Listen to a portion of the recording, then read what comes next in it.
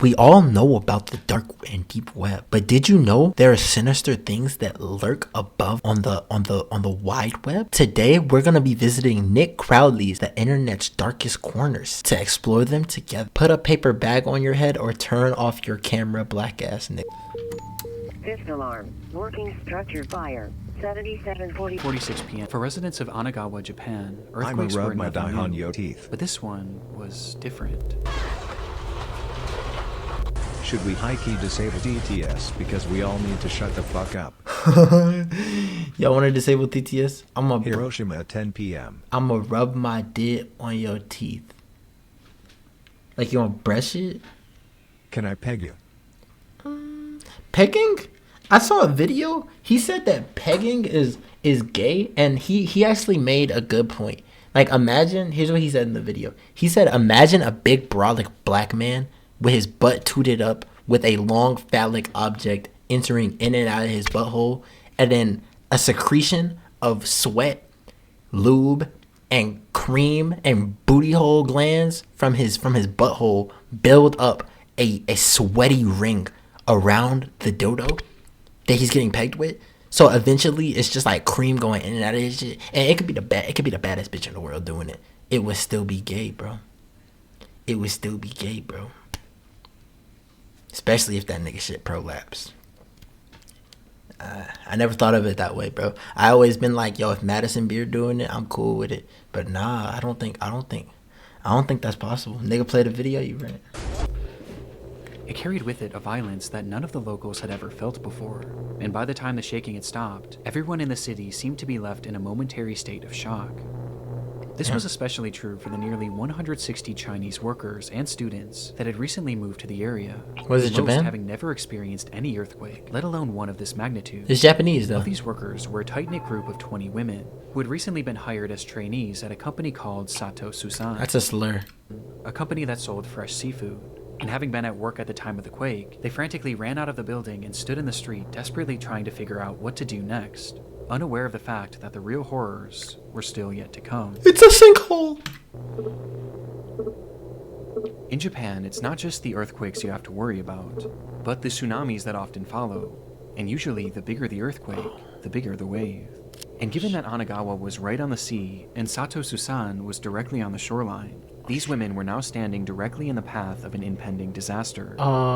Thankfully, their boss, Mitsuro Sato, was well aware of what was to come, and quickly he yelled to the women to seek higher ground. But given their unfamiliarity with the area, Sato knew that he would have to be the one to lead them there. Sato listened, and they quickly followed Sato as he led them up a set of stairs on a nearby hill, where they eventually reached a shrine that overlooked Anagawa and the sea. It was the highest point in the area, and should keep them safe from what would likely be a massive influx of water. And sure enough, as they neared the top, Sato's fears were already coming true. As the sea had drastically retreated, it was now beginning to push forward, and things were only going to get worse from here. But despite understanding this, it wasn't That nigga just said, you got a big nose, ha ha ha. Can we fraud? What does that mean? Send me a screenshot of someone frauding and then I'll tell you. Deterrent for Sato, as once he deemed the altitude safe enough for this group of women, he then turned around and began to walk back down the hill towards the slowly flooding city. Oh, he do that? The girls yelled at him, asking where he was going. Oh, his wife and Which daughter. is when he revealed that down below in his home in Anagawa were his wife and his daughter, who were now directly in the path of this unfolding They should disaster, know. and he was going to save them.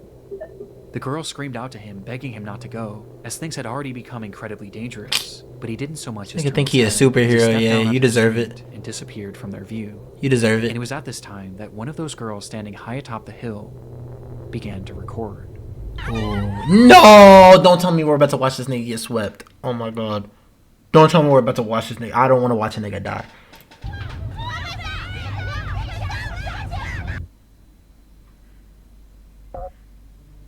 Wait, I didn't see it. Is that him? Was that him right there? Okay. Where even was, bro? I don't know. Is this him right here? Right here? If this is him, yo, rest in peace, Sato, bro. Oh my god.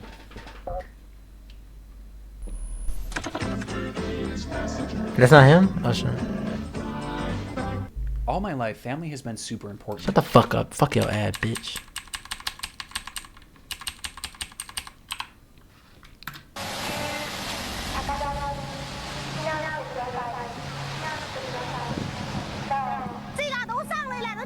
I think that's him right there. The footage shows that the shoreline was no more, as the water had inundated the entire area as it slowly crept its way deeper and deeper into the city streets.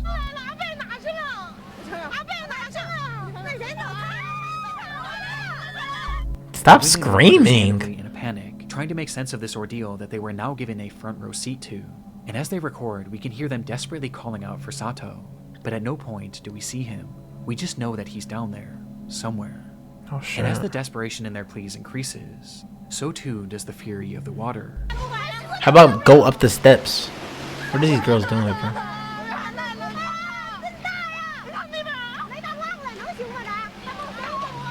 Oh, L streamer not reading chat, get a real job. Censor your J word, bro. Censor your J word, bro. Censor your J word, bro.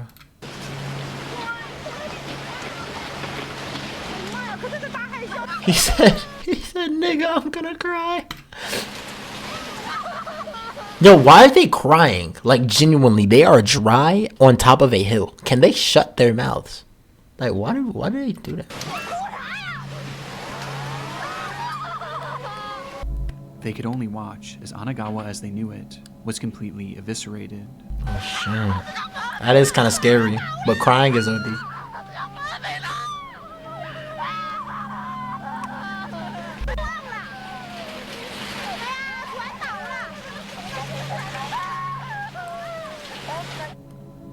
And by this point, they realized that there was now essentially no hope for Sato. Damn. It was at this time that the women realized that despite already being at a considerable height, it still might not be enough. And so they ran even higher up the hill, desperately trying to get out of the path of this smart. water.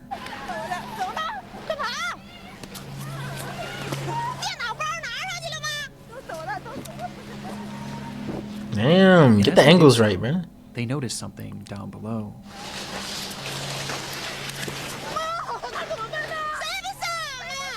What they notice down below?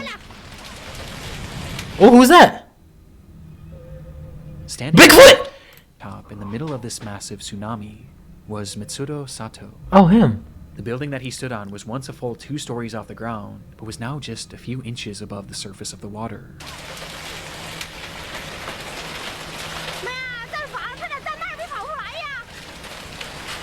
The women again call out to him, this time even more frantically, but at this point, it was no use. And when the camera is taken off Sato for just a split second, we can hear Moose just from the Factory woman's in a reaction, century. All right, the exact moment that he swept away. No.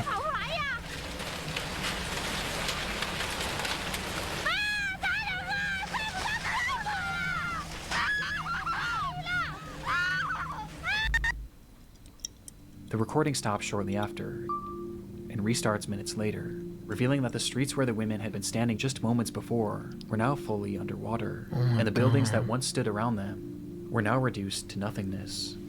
In front of them was a sea of death, and had Mitsudo Sato not led them up that hill, then all of these women would have certainly been a part of it. That's crazy. The date was March 11th, 2011, a day He's where going- Japan had been hit by its most devastating earthquake ever, with it ringing in at a magnitude 9.0, which in turn caused the nation's worst ever tsunami, as that day, 19,759 people would lose their lives. That's more than World War II. Wait, it was September 11, 2001? I thought it said 2011. Oh my god. Yo, I made a good intro for the first song of the new album. Want to hear it? You send it. He said, "Are you dumb? Nigga dumb." What did I say? No, 2011. This took place in 2011, not 9/11. Yes, I'm not stupid, bro. With Mitsudo Sato being one of them. But against 40 million died in World War II. How do you know that? Nigga was there. Yo, shut up. all odds, his wife and daughter were not part of that death toll, as it's been reported that... That's what I'm... Oh my god, this stupid idiot. You could have stayed up the mountain, even if his wife and daughter did die. Literally, you could have stayed up the mountain and it held the funeral. So you just gonna die with them? Yo, see, this is why some people just should not be in the land of the living. He chose death, bro. They were later found alive and unharmed. The devastation that occurred that day is incomprehensible, and all the footage of this disaster could warrant a place in this video, especially the footage of Anagawa, as you can see what it looked like before, during. Bro, you said more people die in this than World War II. Yeah, because it was probably like even, bro. And after. Damn. I ain't gonna lie, that bird is laughing at niggas, bro. Don't stop pausing it. But what I found so interesting about this was all throughout this disaster. Yeah.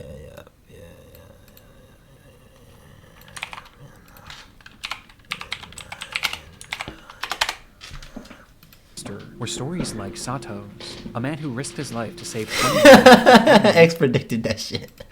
And a man who gave his life trying to save his family, walking directly into the path of the worst natural disaster in modern Japanese history, all in an attempt to save the ones that he loved. And I honestly find it quite beautiful that afterwards, these women adamantly shared his story and made sure that the world forever remembered Misuro Sato. Well, she's gonna find shit. She's gonna find shit. Yo, chat. Name, question mark? As the hero that he was. And of those 160 Chinese migrants who worked in the area, it was later reported that not a single one of them perished, which speaks volumes about the people of Anagawa, who so readily put others' lives before their own. Mark Henry? Fire marshal is investigating a blaze in Georgetown. 2 people found dead inside the Georgetown. I used to live in Georgetown. home, and so far it's If this is in Georgia, I used to live in Georgetown in Georgia. not known how the fire started. It was just past 5:30 a.m. on the 17th of February 2021 when residents of a small neighborhood in Georgetown, Ontario were woken by the I didn't live there. sound of sirens blaring.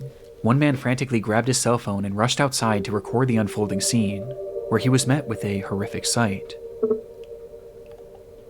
His neighbor's home was fully engulfed in flames. They must have played my new shit. Yo, no, bro. This is why I tell y'all, make sure your home is properly ventilated whenever you play my music, bro.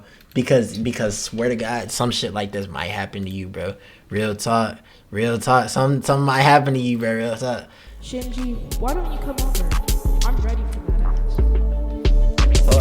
I ain't know no trolling shit. I need a snow bunny. And he gotta go outside. Got niggas still running. Hoe hunting. That bitch said she want me. Push a whole button. Yeah, he's a mudded. Alright, bro. Must have happened quickly, as by the time rescue workers even arrived on the scene, there was already little hope of saving the house, or any of its occupants.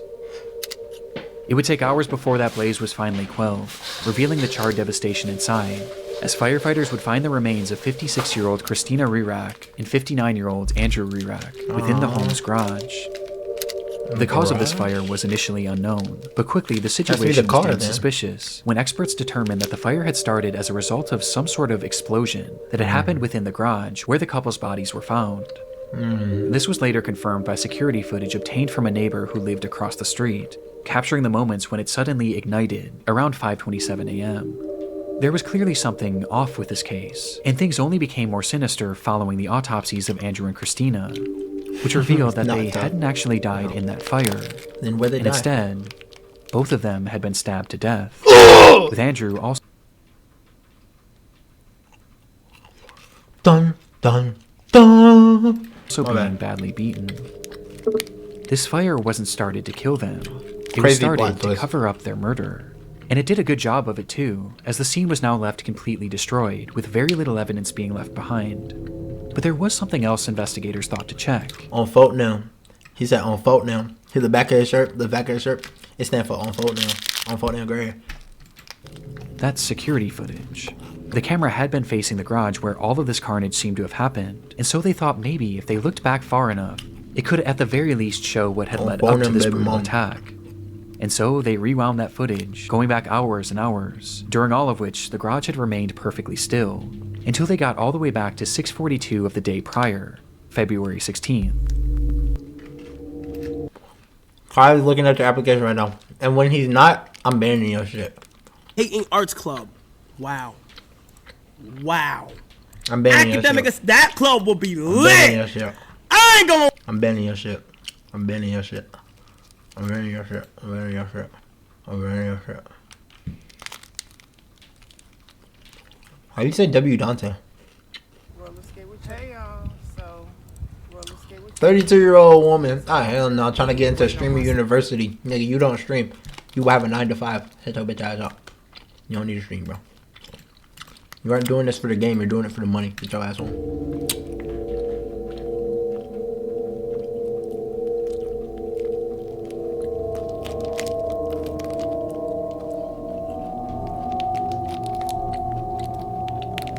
Did someone walk into the garage? They did.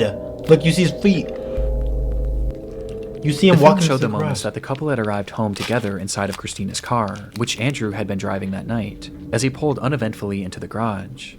This was the last time this couple was seen alive on camera, which on its own is disturbing enough. But as it turns out, there was something far more You see him right there? unsettling about this Oh, footage. you guys can't see him. Oh, oh.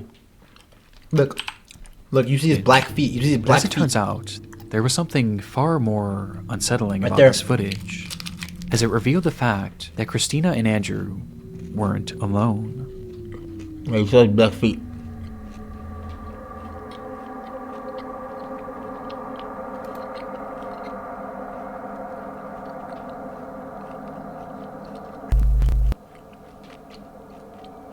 Ooh. Yo, that point, I'm backing up out of the garage. I'm hitting boom, gas, out of there. I'm driving away. Because he's on the showed side. a tall Yeah. figure, its features completely shrouded in darkness, almost as if it were a shadow, with this figure lying in wait out of sight on the side of the house, until right after Andrew pulls the car into the garage, when this person slips in behind them. It's impossible to say for sure if the couple noticed this person or not, but it appears that they likely didn't, as they both start to exit the vehicle, to which the figure then ducks down in an attempt to avoid detection. How did he not get detected by the... Oh my god, he closed the garage. Until the garage door begins to slowly close. Oh my god, that's scary as Either hell. Christina or Andrew would make it out of that garage alive, as just seconds after this footage, they both would be brutally murdered by this unidentified I person. thought Canadians were nice. The footage is terrifying and speaks to that innate fear in most of us, the fear of being followed, of being watched, and attacked in the moments where we least expect it. It's paranoia-inducing, and made even more off-putting by the fact that this clearly seemed to be premeditated. Whoever this was knew their schedule and had been waiting for them to arrive home, in a place where they knew they wouldn't be seen. But by this point, their That nigga's motivation was Batman, as unknown bro. as their identity. He's a ninja. Following the discovery of this footage, bits and pieces were released to the press in order to get the public's help in identifying this unknown assailant. It represented a rare instance of a killer being clearly caught on camera right before committing a crime, but that's also what made this case so frustrating, as despite the video capturing this person, none of their features were discernible at all. Hey, what dumb idiot surprised- said, "Do you recognize this man?" Hold up. Do you recognize this man? It's a black But blob, that's bro. also What am I made this supposed to? What discernible features am I supposed to gain off of looking at this black blob? Someone in the chat gonna be like, "Oh, I get discernible features from looking at your black blob all the time." Shut your bitch ass up. But it at the very least showed investigators that whoever this person was knew the couple, due to its obvious premeditation. Though when looking into both Andrew and Christina, it was clear that neither of them really had any enemies in their life, with the exception of Yo, one. yep, you just said something crazy in the chat that was crazy. So I'm not giving you your mind back. Thank you. Harrison Brown was a 27-year-old employee at a company called Rogue Transportations, of which Christina No, happened X, to you be gonna the be vice next. president Stop of playing, bro. operations. And during his time there, Harrison was known to be abrasive and combative, with Christina often having to be the one to reprimand him, leading to Harrison resenting her. It isn't clear how police were tipped off about this strained working relationship, but they had somehow grown suspicious enough of Harrison to pay his home a visit, and what they found inside showed that this resentment he had towards Christina had actually morphed into a twisted obsession. Oh my god. Inside, police found satellite images of the Rear-X home, along with the software on the man's computer and cell phone that showed that on the 12th of February, he had secretly attached a tracking device to Christina's car. Oh my And he had been god. tracking her movements for days, which is precisely how he knew when she would be arriving home. And as if this revelation wasn't damning enough, they would also find a broken knife in his garage that contained trace amounts of Christina's blood. It was obvious what Harrison had done, and when confronted with this evidence, there was nothing more he could say other than the truth. So he admitted he had grown a hatred for Christina because of the way that she had treated him at work, and he decided that he needed to get his revenge. That's when he purchased this tracking device and began obsessing over her movements, studying them before finding the perfect time and place to strike. And on February 16th, he waited outside the rear ex home. It just shows you gotta be nice to everyone or you're gonna get gangbanged like these two did, bro. And the husband ain't even doing nothing. The wife was just a meanie bobini and got knocked off for it. Jesus. Sad shit. Snuck into their garage before attacking and killing them both. After the assault, Harrison would leave the home, where he began to grow paranoid about being caught, and so he returned to the house the very next morning to start that fire, with the hopes being that the blaze would cover up his tracks. Though thankfully, this didn't work, and after pleading guilty to 2 counts of first-degree murder and 1 count of arson, Harrison Brown would be sentenced to life in prison. Thank God.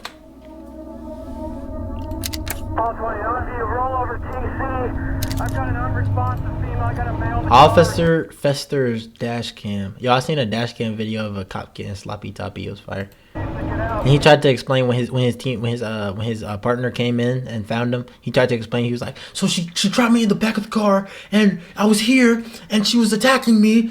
It was fire, bro. If I was the cop, I would have done the same thing.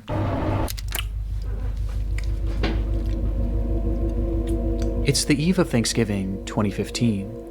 Police officer Patrick Feaster sits in his cruiser parked alongside the road in the town of Paradise, California, waiting for his first action of this uncharacteristically quiet night. His car was facing the direction of a well-known local cantina, which patrons were known to drive away from under the influence. And sure enough, as the clock approached midnight, the calmness around Feaster would be shattered by the sight of a car speeding out of the restaurant's parking lot. Ooh, don't tell me it's like fast.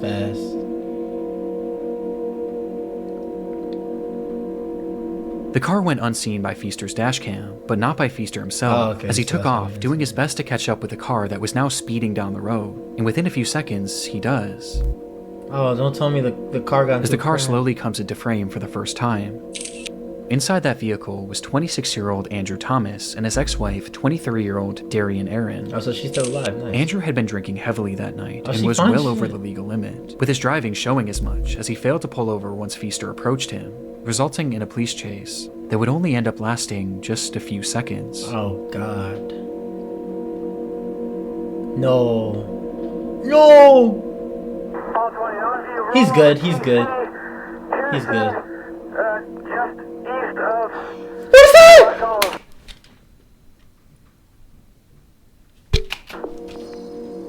Copy, roll over TC, east of Black Hall. No, he as fell Andrew out the would car. drive his car directly into a median, causing the SUV to flip over violently before coming to a halt on its side. Oh my God, what was that being blurred In that out? instant, Darian was ejected from the vehicle, being thrown straight through the windshield and landing onto the asphalt. Oh, fine shit. Of course the fine shit died. Bro. Oh my God, why can't the nigga driving? Why is it never the nigga drunk driving that dies, bro? Why is it never the nigga drunk driving that dies, bro? Where, despite still being alive, she's injuries were likely unsurvivable. But Andrew, on the other hand, was still inside the vehicle, and he seemed to have been left relatively unharmed. As perhaps being boosted by adrenaline, he quickly tried to crawl his way out of the car in a desperate attempt to check on Darian, with Officer Feaster's dashcam capturing the entire ordeal. Though just as Andrew attempted to do so, we see Feaster step into the frame, Dog, where he suddenly draws his gun, and without saying a single word, fires 2 shots at Andrew, with one of the bullets appearing to strike him, causing his body to go limp as he falls back into the car. like nigga, like you see a nigga obviously drunk driving, so you shoot the nigga in the face.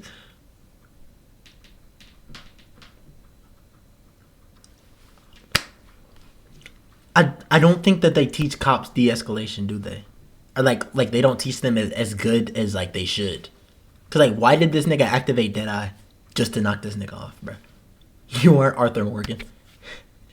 You're not him, bro. You're not John Marston. You're not Arthur Morgan. What are niggas doing, bro?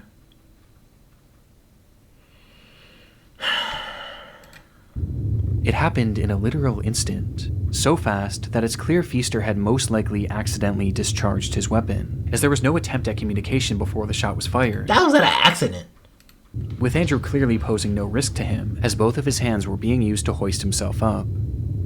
From the footage, this all seems to be a horrible accident, and one that Feaster seemed to recognize right away, as he rushed up to the car, pointing his flashlight at the man that he had just shot, staring at him for over 10 seconds, trying to make sense of what he had just done, before he finally snaps out of it, and uses his radio to call for backup. I thought he was about to shoot himself. Yo, I was about to say this story. I was about to say the story can't get worse than I thought he was about to shoot himself. Oh my god, I thought the story just got 10 times worse. Yo, we need. Though this is when this already dark video starts to become much more disturbing. Stop it, bro. Did he munt? Yo, the only way this video could possibly get more disturbing is if he started munting. That is the only way, is if this nigga started munting, bro. Oh my god. Alerts are back on. I've got an unresponsive female. I got a male in the car refusing to get out. When Feaster makes this call, he never mentions the shooting, and instead he states that the driver was refusing to get out of the vehicle. Lie, bro. This is then followed by Feaster walking away from the man and pointing his flashlight to the ground, almost as if he was looking for something. Oh, he's about to pick up the shells. Copy. Give your cross on Black Olive. Pearson. Copy. Black Olive and Pearson. With some theorizing that he was looking for his shell casings. Though right then, another officer arrives on the scene and begins to survey the wreckage. Just her? No, there's a male in the car refusing to get out. Why lie?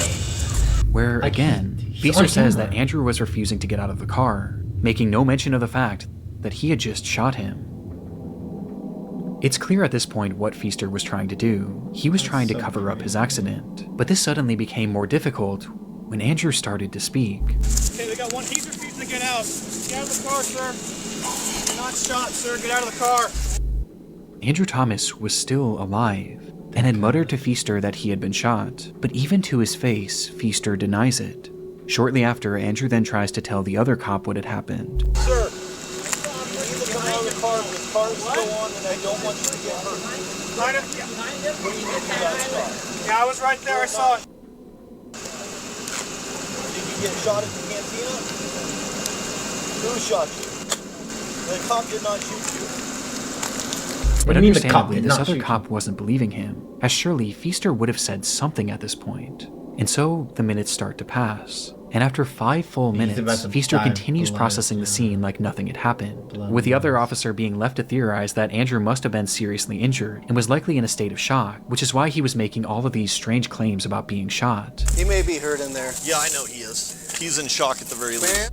From here, the footage cuts, and we're only left with the audio from that same officer's body cam, as he attempts to get more information from Andrew. Sir, I need you to talk to me so I know you're okay. Sir, take a look at me. Did you bump your head? But by this point, he had gone completely silent. Oh my god, El Cop, bro. 10 minutes later, the footage then cuts back on, this time to another officer's body cam, which shows that an ambulance had now finally arrived on the scene, with medics first directing their attention to Darian, who was in the worst shape, as she would tragically be pronounced dead shortly after. Oh my God. But despite all of these first responders on the scene, none of them had any idea that the man inside that vehicle had just been shot, and shot by one of their colleagues. And in these moments, Andrew was slowly losing his life as each minute passed. It would take 11 full minutes before Feaster finally confessed. Sir, you hold this scene, Manny, with me.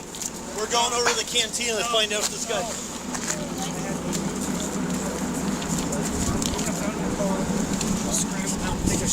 I wasn't even pointing at him. Saying that he might have shot the man, but he wasn't sure.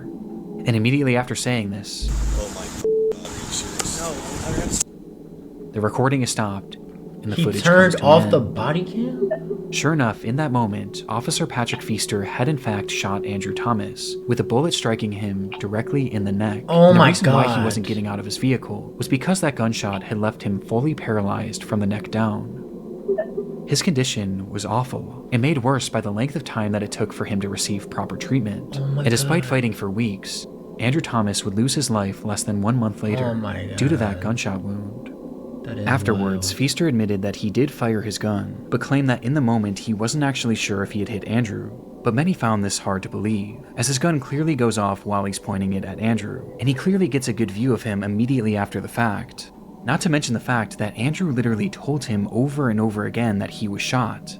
But for many, by far the most incriminating moment was when Feaster appeared to be looking for his shell casings. Yeah, that's disgusting. And because of his actions, Officer Patrick Feaster would be found guilty of manslaughter Thank and receive a God. prison sentence of 180 days.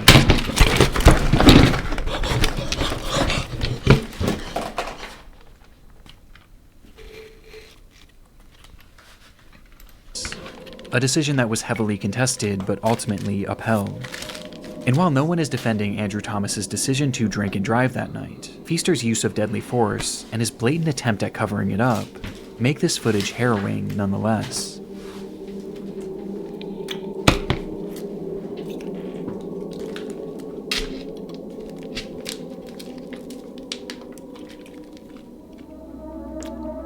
Do this for real, bro. I don't got no problem with giving back, man. I'm the only one out here with a show that's actually giving back, you feel me? Young QC gives back. It's May 2013. 23-year-old Quamaine Wilson arrives at his local bank That's O Block. in Chicago, Illinois, to deposit $20,000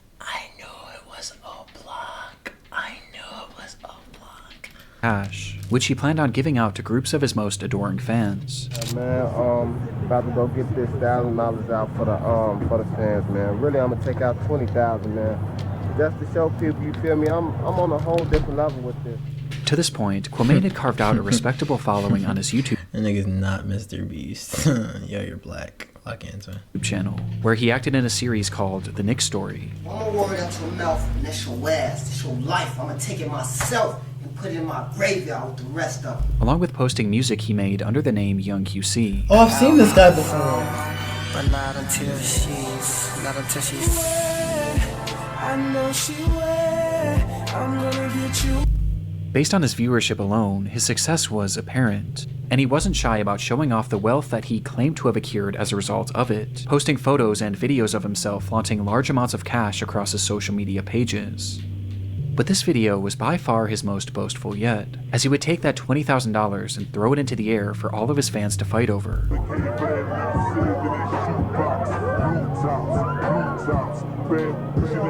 With Quamaine clearly relishing in the opportunity to show off his riches, despite the fact that behind the scenes, things weren't quite as they seemed.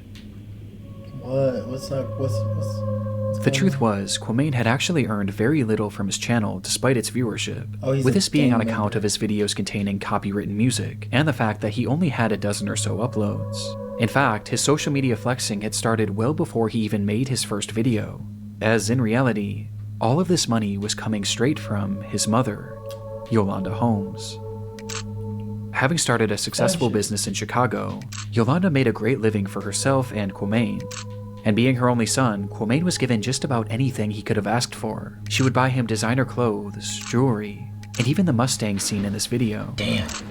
But for Quamaine, it never seemed to be enough. He wanted to achieve a life of fame and riches, and he used his mother's finances to sell the illusion that he already had, asking her again and again to purchase him things that could help him sell this dream, until one day, it all came crashing down, when Yolanda would tragically lose her life. No.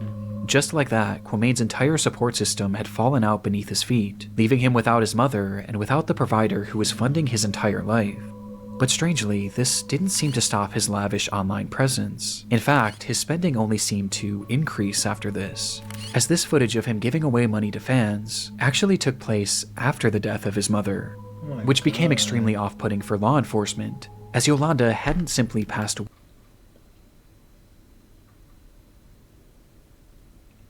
Yeah. I'm gonna pin your shit, right? And we're gonna take a minute to look at you. Look at your username. Imagine what you look like. Let's relish in this moment. Imagine what you look like sitting behind your computer screen with the name Batman Sigma 1 telling me that I'm your perfect victim.